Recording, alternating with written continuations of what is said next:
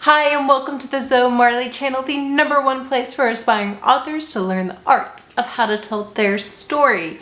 In today's video, we are going to be talking about races, one of my favorite topics.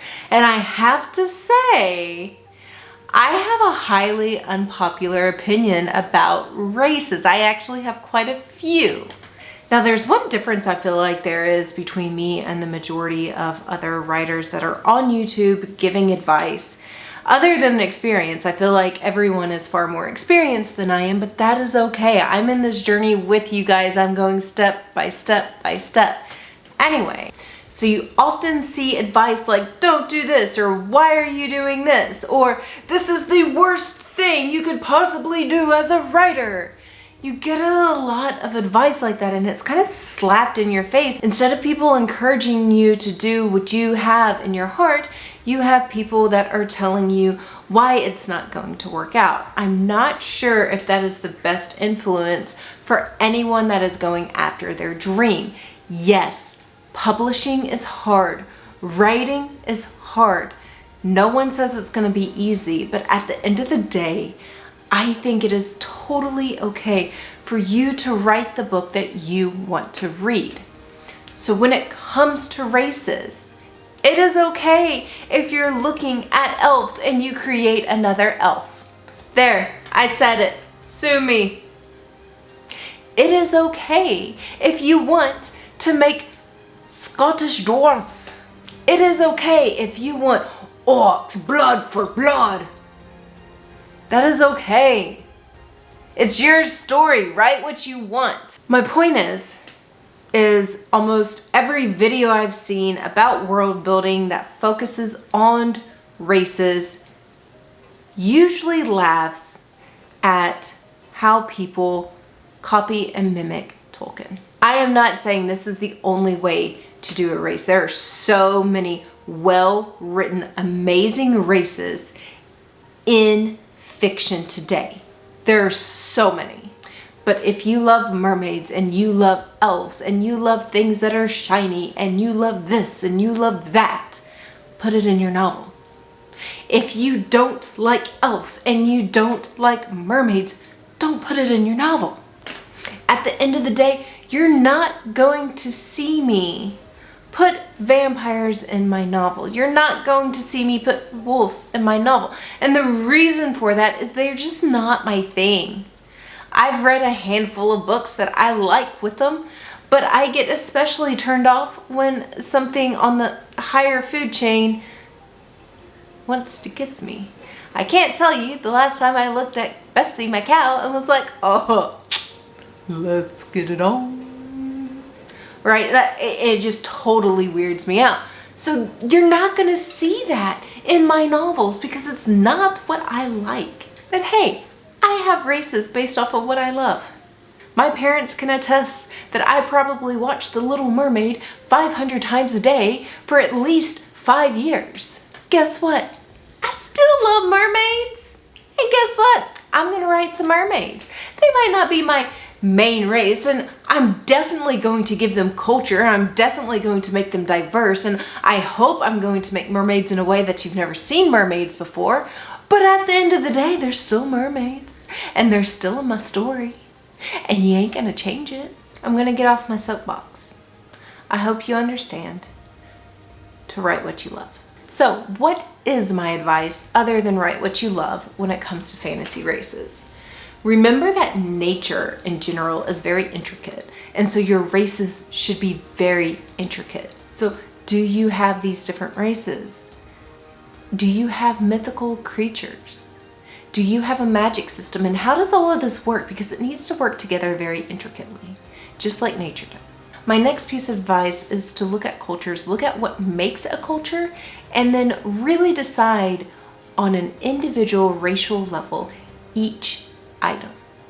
Try and make it fit outside of that stereotype that maybe everyone goes to. Maybe that is why people hate Tolkien so much, or maybe not Tolkien per se, but all of the people that copy Tolkien. You can say copy, I'll say inspired by. It's just the way it is.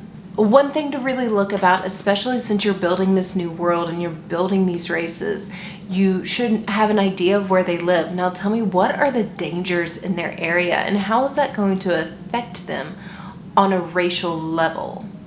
This means that they're going to have different homes. They're going to have different buildings. These structures are going to be something that helps protect them from the dangers in their area. For example, my Forelai people, they have an entire tribe of Temeculans that travel their border up and down. And so they're always migrating. And they're doing this because this is how they protect their borders. And then you look at another area like Rhone.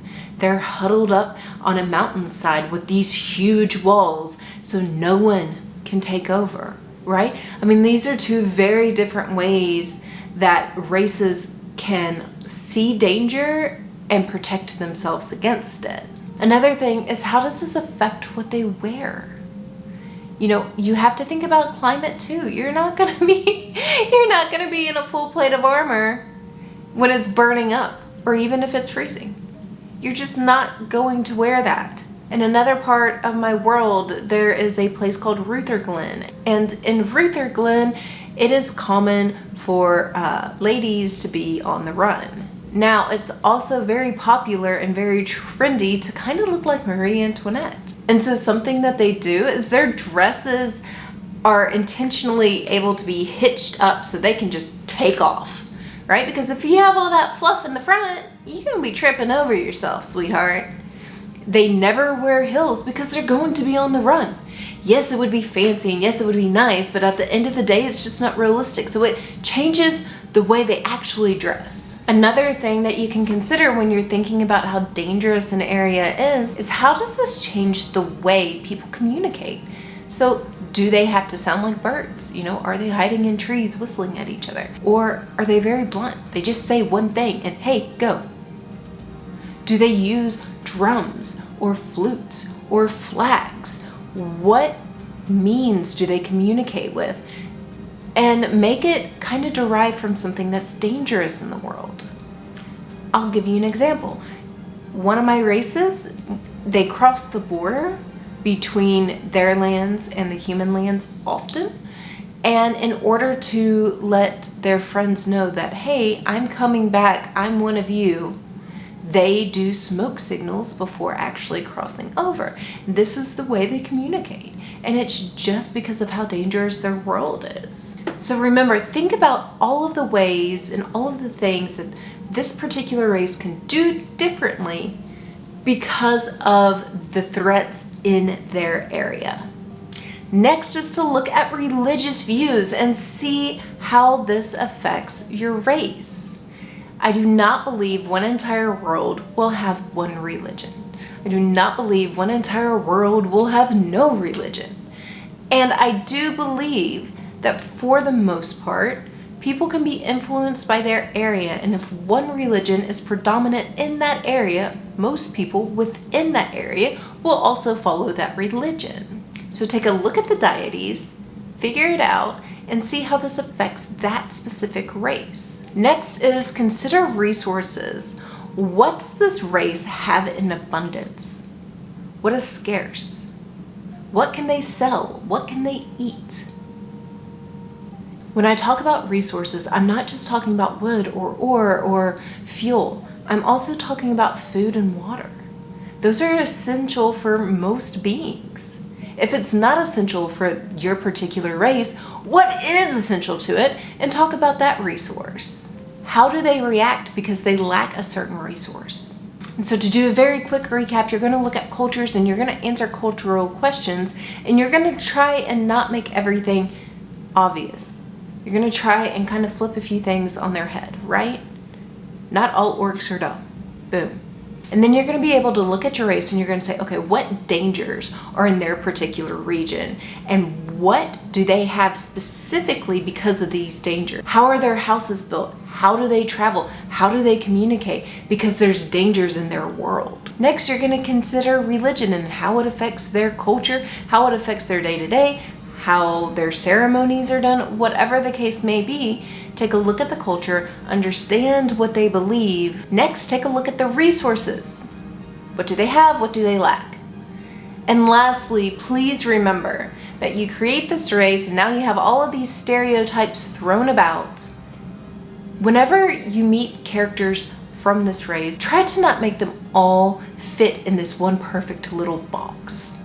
Make some of them different. Not all of them are going to have 100% every single stereotype that you just wrote down. If you really want to bring this race to life, you need to make sure that your characters that you meet in your story have free will to choose based off of their own personal experiences. There's no individual that is going to fit a stereotype 100%. I don't care what you say. And lastly, please remember, write what you want. Don't get discouraged because other people may not see things exactly how you see things. There are other people in the world that are going to enjoy the same things you do. All right, guys, so if you got value, hit that like button. And if you want to see more of my videos, hit the subscribe and ring that bell.